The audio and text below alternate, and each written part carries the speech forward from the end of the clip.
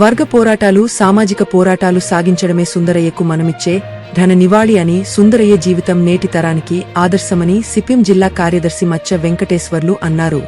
దక్షిణ భారత కమ్యూనిస్టు ఉద్యమ నిర్మాత, ఆదర్శ జీవి అమరజీవి కామ్రేడ్ పుచ్చలపల్లి సుందరయ్య 41వ వర్ధంతి సభ పార్టీ పట్టణ కార్యదర్శి గడ్డం స్వామి అధ్యక్షతన జరిగింది.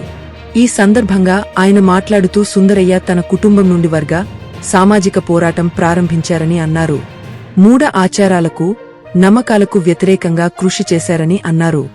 బహుముఖ సామాజిక సేవా కార్యక్రమాలు నిర్వహించడం ద్వారా పార్టీ నిర్మాణానికి కృషి చేశారని గుర్తు చేశారు.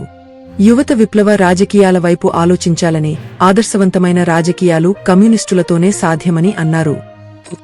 దేశంలో బీజేపీ రాజకీయ కుట్రల ద్వారా ఎలక్షన్ కమిషన్, ఈడీ, సిబిఐ మొదలగు రాజ్యాంగ యంత్రాంగాన్ని ఉపయోగించుకుని అధికారంలోకి వస్తుందని అన్నారు.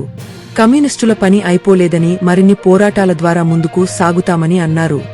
బీజేపీ మతోన్మాద ముప్పు నుండి దేశాన్ని కాపాడడం కోసమే తమిళనాడులో టీవీకే పార్టీకి కమ్యూనిస్టులు మద్దతు ఇచ్చారని అన్నారు. సుందరయ్య స్ఫూర్తితో స్థానిక సమస్యలపై పోరాటాలు సాగించాలి. సిపిఎం జిల్లా కార్యదర్శి వర్గ సభ్యులు ఎంబి నర్సారెడ్డి.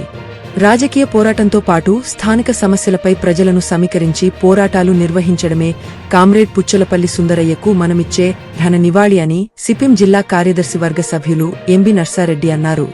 ఈ కార్యక్రమంలో పార్టీ జిల్లా కమిటీ సభ్యులు, వార్డు మెంబర్ బండారు శరత్ బాబు, పట్టణ కార్యదర్శి వర్గ సభ్యులు Y Venkata Ramarao, P Santosh Kumar, D Seethalakshmi, ward member Irapanasuya, party పట్టణ కమిటీ సభ్యులు Nadella Leelavathi, Nakarekanti Nagaraju, Chukka Madhavarao, U Jyothi, S Ajay Kumar, Jeevana Jyothi, Dhanakonda Raghavaiah, Kolagani Ramesh, Kunja Srinivas, Kanaka Sandra Bhupendra, senior నాయకులు ఎంవీఎస్ నారాయణ, డివైఎఫ్ఐ నాయకులు డి సతీష్ కుమార్, ఎస్ఎఫ్ఐ నాయకులు Ravindra, D Ramakrishna, Kunja Vijaya, G Thansi, Y పూర్ణిమ, అల్లాడి సత్యవతి, కాక రమణ, రాయల రాములు తదితరులు పాల్గొన్నారు.